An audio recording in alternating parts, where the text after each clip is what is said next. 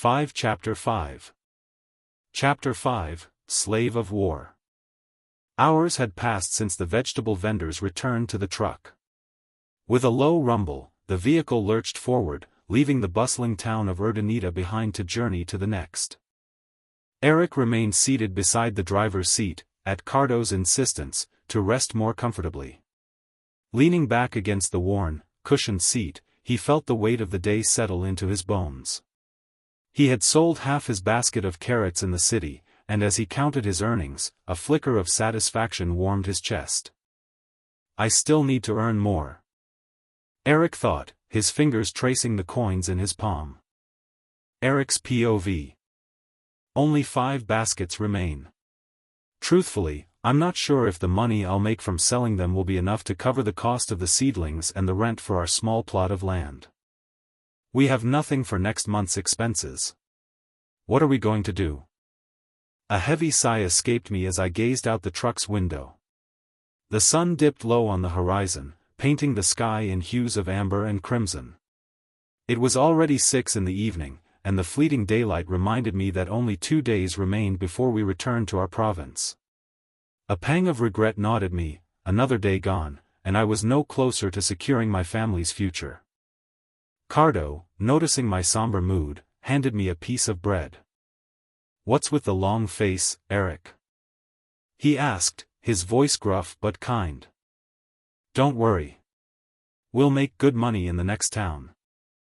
I didn't know how he always seemed to read my thoughts, especially about my struggles with selling vegetables. But what puzzled me more was the change in Cardo's demeanor. Lately, he'd been more attentive, almost protective, always keeping an eye on me. I hadn't told him about what happened in town earlier. He'd scold me for sure. I had strayed too far from our designated route, alone, with no fellow vendors to turn to for help. My side still ached from the encounter, but I forced myself to act normal. If Cardo found out I'd spoken to the Spanish police, I'd be in deep trouble. Cardo always warned us to avoid unnecessary talk, especially with the Spaniards. "Stay out of trouble," he'd say. "No arguments, no dealings beyond our work. It could ruin us." He never haggled when the Spaniards demanded payment, always complying to keep the peace. But there was something else on my mind. Should I tell him about Alfredo? My thoughts swirled, unable to shake the strange conversation I'd had with him. His words echoed in my mind as we walked back from town, my basket of carrots still heavy in my arms. Alfredo's face had been etched with sorrow, his eyes avoiding mine, as if ashamed. It's true we managed to get by in the city, but we can't escape the reality that we're poor Filipinos, always bowing to the Spaniards. Alfredo had said. They look down on us, strip us of our rights. It's unjust, but it doesn't matter as long as we live in peace and safety. I muttered under my breath. "Indio?" Cardo overheard but didn't catch it. "What's that?" he asked, glancing at me. I hesitated, then asked. "What does Indio mean? Why do the Spaniards call Filipinos that?" I had thought it was just a nickname, like how we call the Japanese. Or the Americans. Kano. But Cardo's expression darkened. "I don't know much about it, and frankly, I don't care to," he said. "But Indio comes from the Spaniards. Back in the old days, they used it for their slaves and servants." I froze, stunned by his words. So, Indio wasn't just a term, it was a slur, reserved for the lowliest in society. But Alfredo hadn't looked like a slave. His clothes were decent, his demeanor dignified. How could anyone call him that? "It's not about your clothes or how you look," Cardo explained, as if reading my mind again. "No matter your job or your family, to the Spaniards, we're all Indios, servants they can order around." I pressed further, asking about the divide between Filipinos and Spaniards. Cardo admitted he didn't know much about the city systems, having grown up in the province. "The Spaniards here don't bother us much, except when they take our vegetables without paying or come to collect taxes. They don't care to live in our village, it's too hard a life for them. I realized I knew little about our place in this Spanish-ruled land. All I understood was that the Philippines was under Spain's control, with Filipinos and Spaniards coexisting, though not as equals. "You're not wrong," Cardo said. "But the Spaniards don't see us as equals. We lost the war long ago, so they think they own us." "Own us?" I asked, confused. "From the children born today to those yet to come, to them, we're all their indios, property of Spain," he said grimly. Cardo went on to describe the discrimination Filipinos faced, the freedoms we were denied to ensure we never outshone the Spaniards. I barely grasped his words. Maybe it was my fault for not paying attention in school when we studied Spanish rule. But in the province, such matters seemed irrelevant to a vegetable vendor like me. Then Alfredo's words resurfaced. "Your ignorance of these things will get you into trouble." He'd said that after I stood up to the young Spaniards who insulted us. To them, we were nothing, less than human, to be mocked and trampled. As our conversation continued, Cardo shared stories of the old wars, when nations fought fiercely over territories. The victors claimed everything: land, goods, buildings, gold, even the people of the defeated nation. Back then, they'd take everyone from the losing side and enslave them. Cardo said. It was cruel, sometimes inhuman, but that was the way of war. You had no choice but to obey, or they'd punish you, torture you, even kill you. No law protected you, no one came to your aid.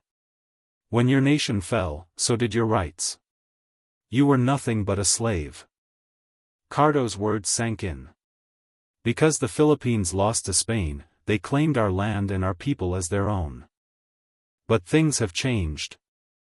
Cardo added, sensing my unease. The world's more civilized now.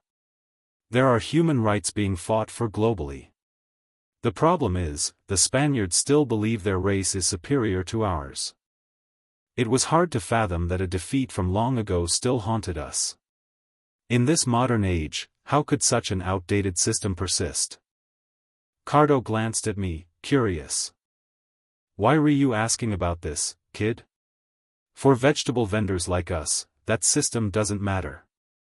We're free to move through the towns, as long as we follow the rules.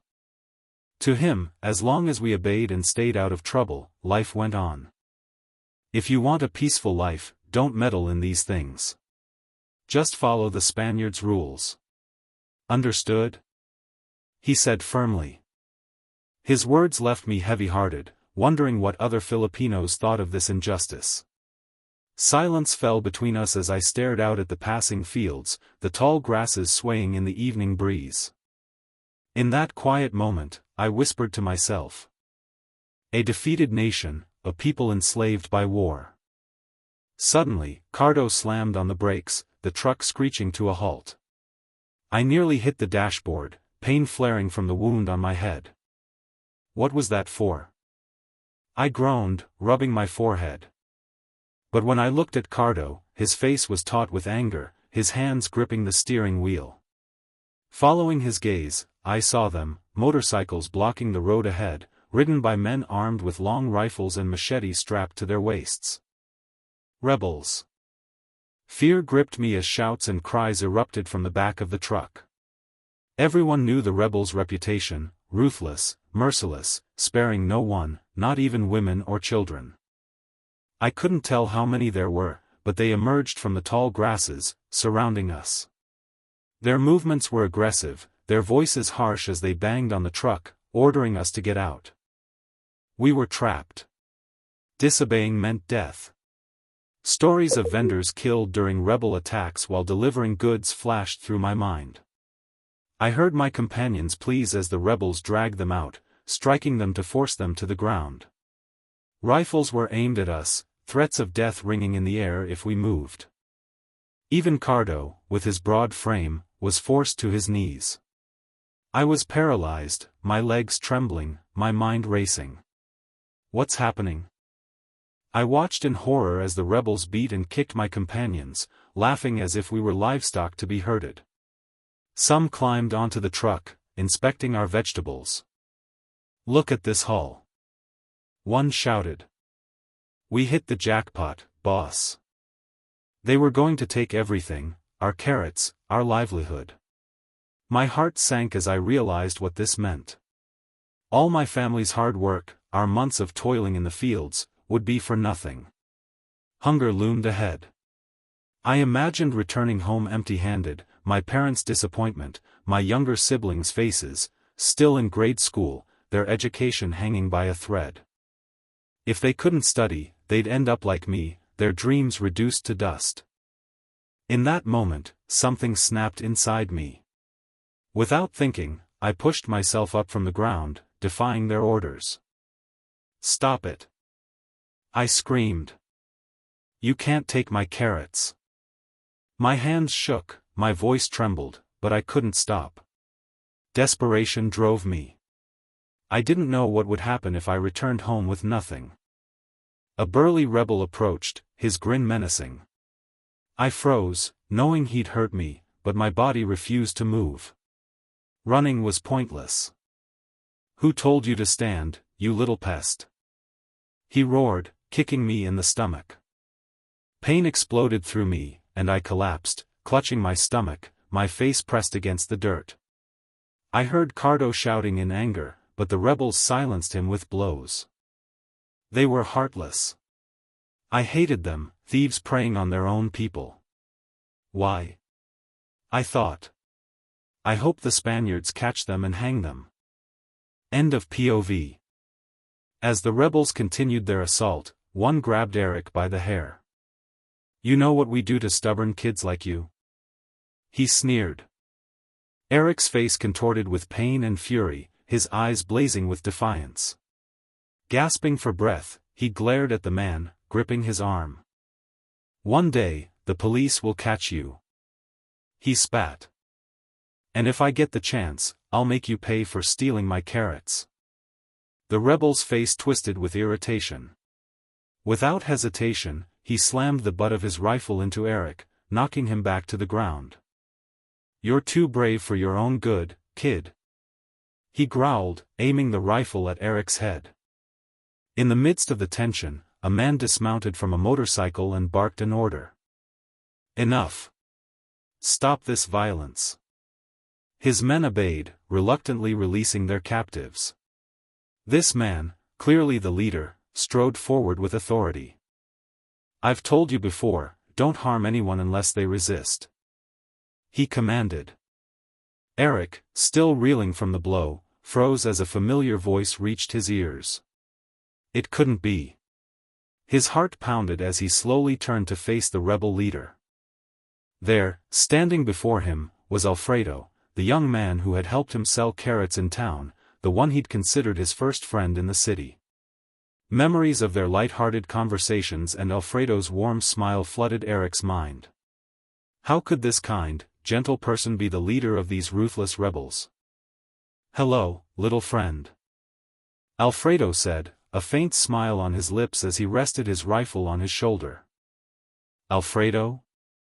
Eric whispered, his voice trembling with disbelief. End of chapter.